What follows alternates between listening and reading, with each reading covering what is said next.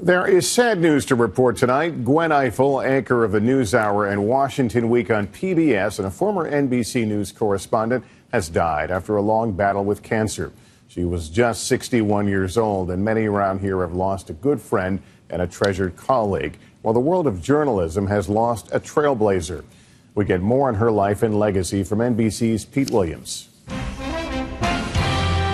Good evening, I'm Gwen Ifill. Gwen Ifill was one of the most successful African-American women in journalism, co-anchor of the PBS NewsHour and moderator of the network's Washington Week.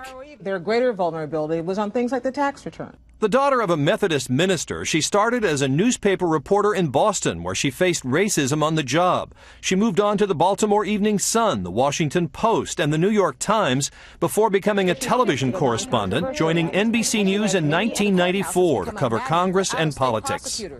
Involving the president, the First Lady, and their political supporters. Then came the switch to PBS in 1999, Washington Week, for what became Washington Week with Gwen Ifill. As we welcome Governor Palin and Senator Biden. Widely respected for her reporting, she moderated the vice presidential debates in 2004 and 2008. President Obama, one of the rising black figures she wrote about in her best-selling 2009 book, praised her today. She was an especially powerful role model for young women and girls who admired her integrity, her tenacity, and her intellect.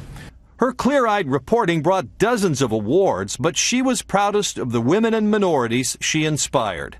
Pete Williams, NBC News, Washington.